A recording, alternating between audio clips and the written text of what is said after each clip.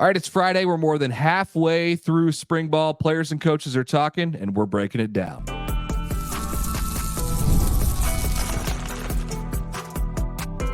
You are Locked On Nebraska, your daily Nebraska Cornhuskers podcast. Part of the Locked On Podcast Network, your team every day. Thank you for making Locked On Nebraska your first listen every day. We are free and available wherever you get podcasts and on YouTube. Part of the Locked On Podcast Network, your team every day. Welcome into the show. It is Friday. I'm Mitch Sherman. Connor Happer is alongside me. Hello, Connor. How are you today? Good morning. I'm good. We're making our way here. We're getting closer and closer to that spring game where I think there's going to be some real interest this year, it feels like. Well, Matt Rhule has said that it was going to be vanilla. I don't know if he should have said that, but he did say that on Thursday. It was a big day in Lincoln on Thursday. Vanilla, though, Mitch. I want to see him do some vanilla stuff. Like, how do you do vanilla? And that's probably something we can get into. I think there's some truth to that. If you can do the little things right, then you're halfway home. Practice number 8 was Thursday in Lincoln. So Nebraska's more than halfway through the spring. As I mentioned, Matt Rhule talked to the media. ESPN was in town. We heard from Donovan Raiola, plus Bryce Benhart and Ben Scott, the sixth-year seniors up front. For more on the O-line, please check out our Thursday episode. It was titled, "Is the Offensive Line a Strength?" And we do, in fact, attempt to answer that question for you in that Thursday episode. So here's what I think I will remember, Connor, from Thursday's encounters with Nebraska in the media room. One quote from Matt Rhule. He's talking about the freshman quarterbacks. He said that a lot of the Huskers like to go back on social media or on practice film and see the clips from practices because they include all of the highlights. And it gets out on the internet, and that's great. And the guys feel good about themselves. And Rhule told the quarterbacks, he said, the highlights are not the reason that we haven't been to a bowl game in 6 years. It's the lowlights.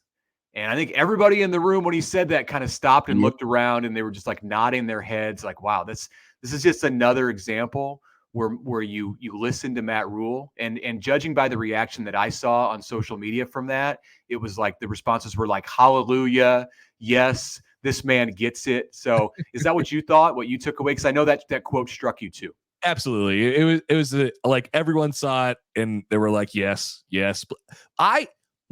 So I saw the quote immediately in real time while I was doing my show yesterday. And I thought, wow, that's really good stuff. And then I went back and I watched the whole press conference last night, and I found it interesting, or maybe even more interesting, that he was talking about it specifically in the context of of quarterback play. And so that's absolutely true. Nebraska's had high level quarterback play just from play to play over, as long as we can remember. Is he's talking about the bowl streak where Nebraska hasn't been to a bowl now in 7 years.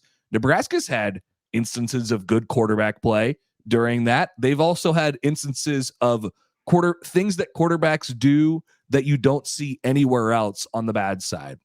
Yeah. And so go ahead. Not to rub it in, but it's been 7 years, not 6. But maybe he was discounting the 2020 season, not counting that one since bowls were weird that year. And so it got me thinking about just big picture. And I think one of the things that I remember media day last year, and he talked about Nebraska kind of earning that respect back. And when he said that, I thought about the floor for the program and raising the floor. And I think it's the same type of deal. And maybe you saw some progress in that area last year. But I love the idea of the floor being raised for the program. I think it does so much more. It doesn't sound sexy. It doesn't sound all that cool. But I think we could ask the question. It matters. It absolutely matters. And it wins you games.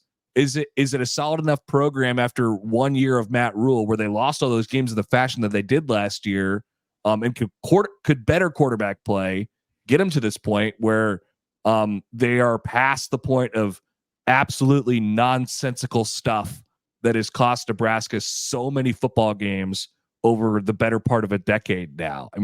There's no way to know until you actually play the games, but I'm obsessed with that idea. And I think, when you watch Nebraska play football, those are the things that you have to eliminate. So I think it opens the floor to a really interesting discussion, and we could probably do an entire episode on this, and maybe we will in June or July when there's no spring practice going on. But Nebraska as a program is different than Georgia or Michigan in the sense that it needs to have a different standard for what the floor is. Those programs have unbelievably high-end talent. They're full of 4-star and 5-star players, and they can make up for the lowlights because they are so dominant at the top end of the roster. I actually talked to Matt Rhule after his media session on Thursday about this topic, but specifically as it relates to NIL. And I'm making a sharp turn here, but specifically as it relates to NIL and why it's beneficial for Nebraska to be able to supplement the bottom part of its roster with the NIL equivalency, the equivalency through NIL of scholarships. But it's not necessarily so important. It's not even something that schools like Georgia and Michigan want to do. It's because Nebraska needs that depth. Nebraska doesn't have a load of 5-star players. They've got one. He's a quarterback, by the way. So helps. You're exactly right about raising the floor. And that's part of how you raise the floor is you just continue to create depth and you find a way where you're going to get players on the field that don't make those low light plays. It's coaching, it's players, it is schemes. It's everything wrapped into one. And I love the idea. I love how you said at the beginning, which is basically comes down to because Nebraska doesn't have as high of a ceiling as some of those other programs, its floor needs to be higher. I mean, you're so right about that. And maybe they'll get to the point where they could get the roster. I mean, they really get it taken off and they get more high-end players and NIL dollars and whatever it might be. And then the ceiling does get higher. But like, that's not the first, that's jumping ahead at least another step, I think, for the total overarching position of Nebraska's roster and where they sit right now. Mitch, like, how many games do you think, just a ballpark estimate since, I don't know, let's just say the beginning of the Frost era, the beginning of the 18 season, how many games do you think they lost just by virtue of these mistakes late in games where you don't see anywhere else around college football? Like, teams it got to the point where you'd just wait for Nebraska to break, and they broke every single time, whether it was in the fourth quarter or some other time in the game, by, whether it was a snap over a guy's head, a drop football, horrible interceptions. Those are just the ones that jump off the top of your head. But it's so many games. So if you can get rid of that stuff or minimize it as much as you can, it's not that hard to figure out where Nebraska is trying to make up ground. And that's why people think they can go from, 5 wins to 7 to 8 in a really quick manner, because they're not that far away. It's just that those big time mistakes late in games. It's 2 or 3 a year. Some years probably on the higher end, but I'd say at least 2 a year. And then there's also games like the Iowa game that Nebraska won in Iowa City in 2022, where it made some of those mistakes, but still found a way to sneak out of there with a victory because it had built a lead. Now, those games have been few and far between, but like the Minnesota game last year, Matt Rhule's first game at Nebraska was a great example of a game where, you had it won, and then you just basically did everything wrong. There were low lights galore in the final 6 minutes of that game in the form of turnovers. Sometimes it's been turnovers. Sometimes it's been, mismanagement of a drive. Sometimes it's been a busted coverage, whatever. Their low lights are low lights, and Nebraska needs to eliminate the low lights. And the fact that Matt Rhule said it on a Thursday in April, in the middle of spring practice, was like it was his point of celebration, I think, for the Nebraska fans that heard it. You're finally acknowledging this. They can't they can't shoot themselves in the foot. So he said it, that now they have to go out and do it. It's not like, they fixed the problem because the head coach acknowledged it. But It was for me. It was the highlight. The low light conversation Nice. was the highlight of Matt Rhule's press conference. So that brings us to the end of segment 1. Please subscribe and follow us on Twitter or X at Locked On NEB. Send us an email at lockedonneb@gmail.com. Listen to us on all the podcast platforms. View us on YouTube so you can see what's going on with Connor and Mitch every morning as we record this thing. After the break, we are going to talk about Nebraska's load of experience up front on both sides of the line of scrimmage. Passion, drive, and patience, the formula for winning championships, is also what keeps your ride or die alive. eBay Motors has everything you need to maintain your vehicle and level it up to peak performance. That's including superchargers, roof racks, exhaust kits, LED headlights, and plenty more. Whether you're into speed, power, or style, eBay Motors has you covered with over 122 million parts for your number one ride or die. You'll always find exactly what you're looking for. And with the eBay Guaranteed Fit, your part is guaranteed to fit your ride every time or your money back. Because with eBay Motors, you are burning rubber. You're not burning cash. With all of the parts you need at the prices you want, it's easy to make your car the MVP. Keep your ride or die alive at ebaymotors.com. Eligible items only. Exclusions apply. eBay Guaranteed Fit, only available to U.S. customers.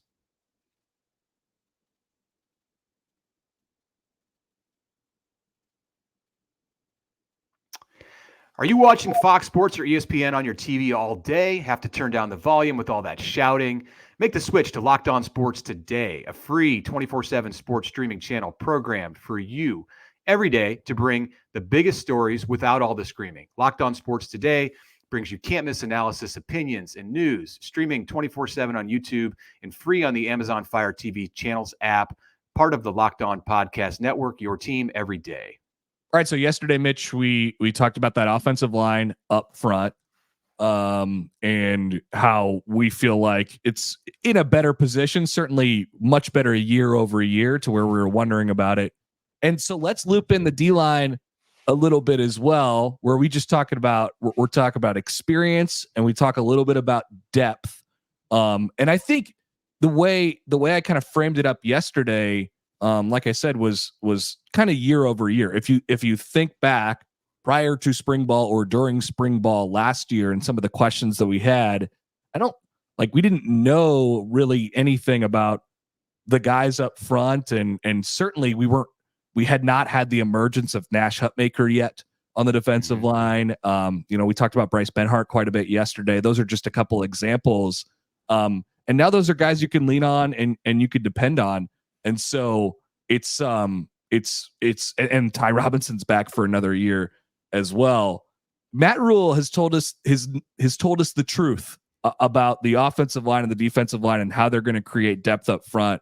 And it's certainly coming to fruition going into his second year.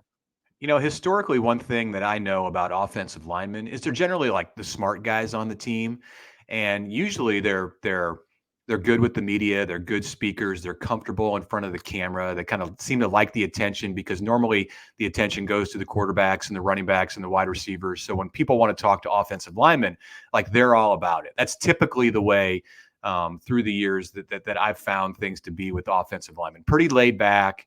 That is not the case necessarily with Bryce Benhart and Ben Scott. And I think that's kind of a reflection of their coach, Donovan Raiola, who would rather get a tooth extracted than in most cases than stand in front of the cameras and talk to the media. I will say Donovan was more comfortable than I've ever seen him on Thursday in that setting. He joked around a little bit. He's at ease in a way that we haven't seen in his first 2 years at Nebraska. So that's good to see. But Ben Scott and Bryce Benhart, who are both 23 years old, by the way, are kind of a reflection of their coach. Like Ben Scott looks like he would rather be chewing on nails at times than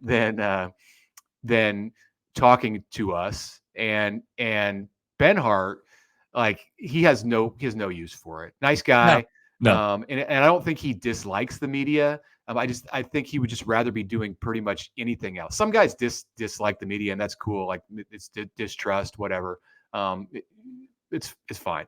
But and I don't get that from Bryce. I just think that he doesn't have anything know. to say. He doesn't have anything to say really, and that's okay. Like sometimes you just you don't. But you're right. So but they're old guys, and they set the tone in that room, and they lead the way, and it's just like this tough, no nonsense attitude, which is refreshing in a way. I mean, I wish we got better quotes from them, but it's refreshing in a way to see that from the O lineman. I think there's no doubt about it. I think, isn't that the image kind of that Matt Rhule wants for especially those groups? They keep their head down and they're hardworking, and like they're going to build the team ultimately on the backs of those guys.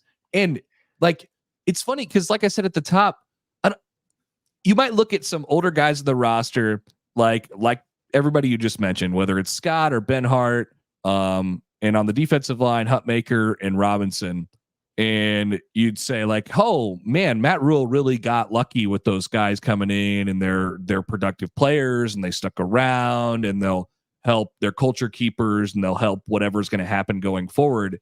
But like I said at the top, none of those guys have the image that they had a year ago right now. Like they have created that, and they've allowed those guys to figure it out in a year, whether it's with their play. I think that's like 95% of it, right? And then you allow your personality to kind of come out, and that has its effect on the rest of the team too, like you said. So those guys will lead the way on both sides of the ball, and it gives me hope.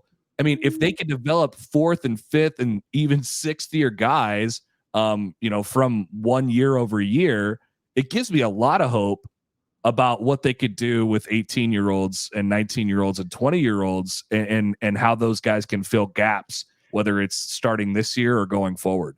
The sixth-year players will be going away somewhat soon because the unless we have another pandemic, but let's not joke about that.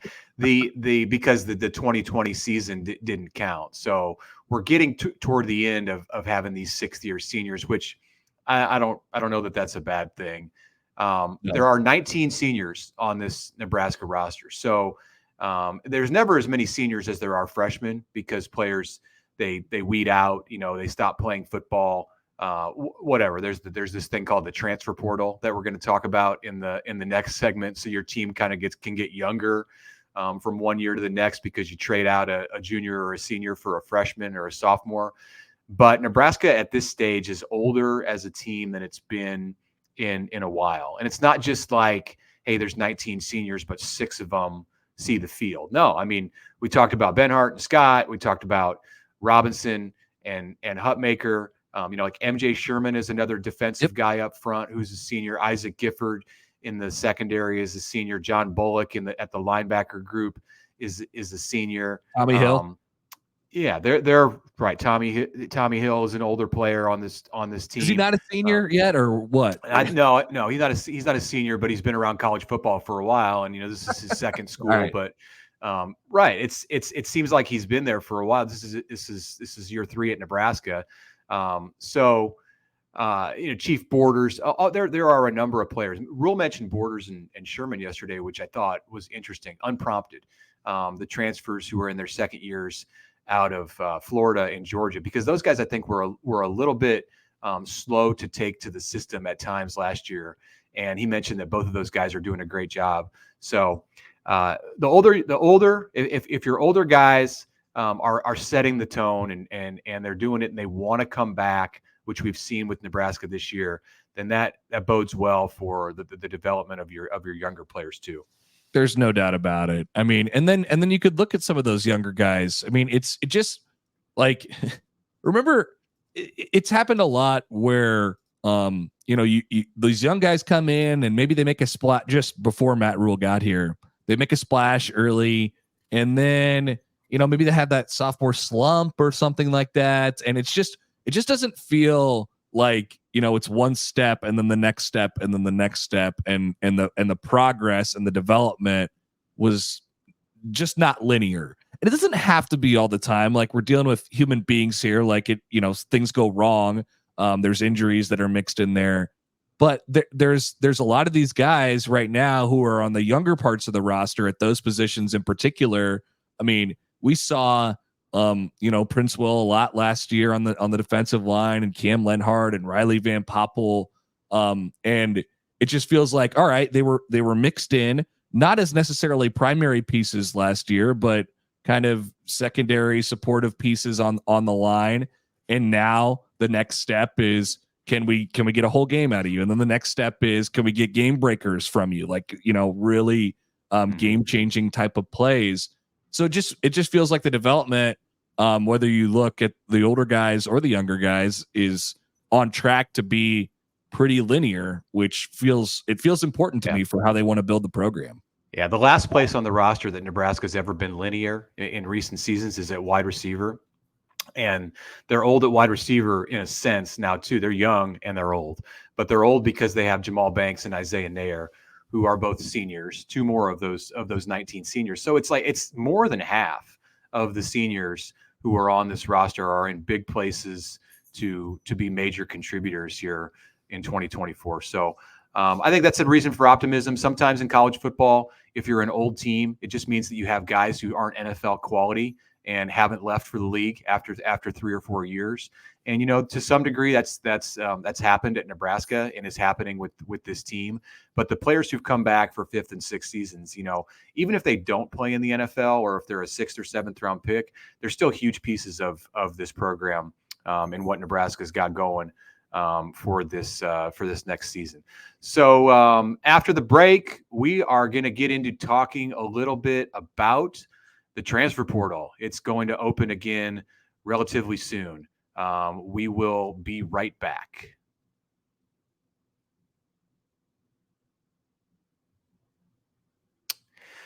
All right, Connor, my favorite part of the show, we're going to talk about the Kansas City Royals. They've won 100 games in a row, I think is the number. Like it's the middle of April, and Kansas City is the hottest team in Major League Baseball, and I cannot wait. I'm counting down the days. It's probably going to be after spring football in Lincoln is over, but I'm getting to Kauffman Stadium while the Royals are in the pennant race. I don't care if it's April. I don't care if it's early May. There's a homestand in early May. I'm going to get there, and that whole experience is going to be much better for me because I'm using the Game Time app. It is now an authorized ticket marketplace of Major League Baseball. It makes getting tickets easier and faster. Prices on the app come down the closer it gets to first pitch. You have all-in pricing, no fees at checkout, deals for specific zones in the stadium, flexible customer service. It's all there. Take the guesswork out of buying tickets with the Game Time app. Create an account. Use the code LOCKEDONCollege for $20 off your first purchase. Terms apply. Check it out, gametime.co in the app. Download it today. Lowest price guaranteed.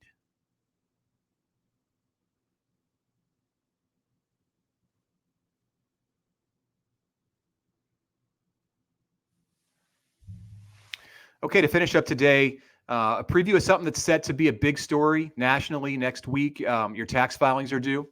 That is not what I'm talking about. You're doing tax talk? Okay. For some fans, this is not an ad. For some fans, I think the open of the transfer portal is met with an equal sense of dread as April 15th, but it's actually April 16th this year, the day that the transfer portal reopens. So we have this big period in December when college football just gets completely drunk and everything goes wild, and players who should be Heisman candidates are entering the transfer portal. Teams completely redo themselves. Colorado changes its entire roster.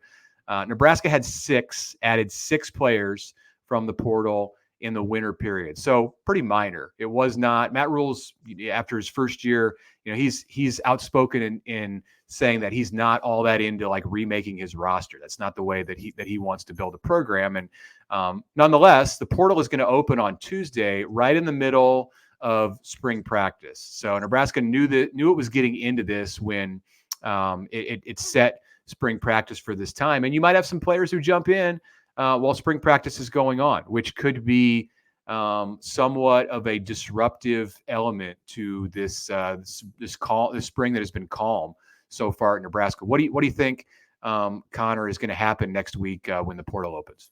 Well, at this stage of the game, if you're looking to, let's talk about additions first.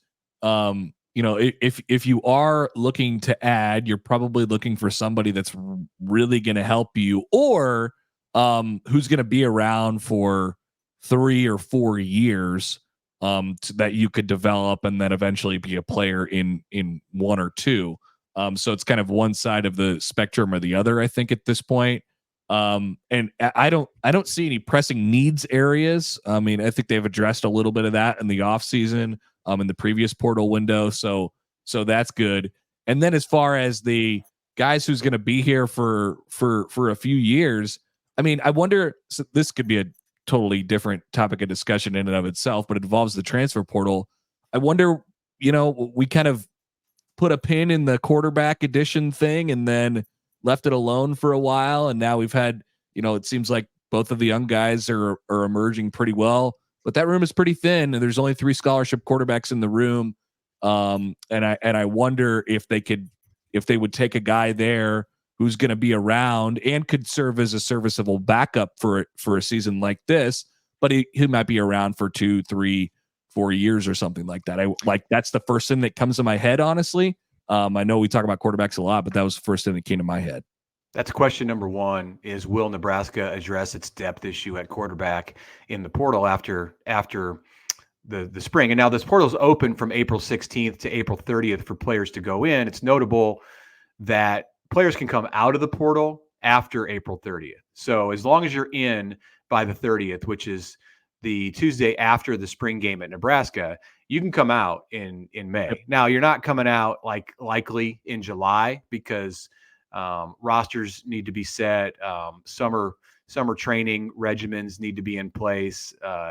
It'll go into May, maybe even early June, and then things start to get set. So we'll have total answers, I think, by the Memorial Day area. But quarterback, number 1 question. I think Nebraska could probably add an offensive tackle. You can always use some depth there, and it's tough to take somebody who's playing guard and move him out to tackle. Unless that was like the trajectory all along from the beginning, like you brought someone in, say you're going to be a guard for a short period of time, learn what it's like to be in college, and then move out to tackle. Nebraska doesn't love to do that. Matt Rhule said on Thursday he wants his tackles to play tackle even when they're young in the program. I think they could maybe use a linebacker, and that's about it. There's not a ton there, and I think it's going to be 1 to 2 players, maybe 3 at the most, that Nebraska tacks onto this roster. The bigger question is who's going to leave. Subtraction. And and there's going to have to be a number of players who leave just from a number standpoint. And I say a number, everything's a number. There several is a better way to put it. So it's we'll see. Moving target. Yeah, I don't know if it's going to happen on April 16th and guys are just going to walk out of spring practice and say, see you later, I'm out, or if they'll wait until the 27th, 28th. That gets pretty close to when the portal is actually closing. But you could do it after the spring game. It doesn't really matter either way because I don't think it's going to be like frontline players. But we'll find out, and it's coming up.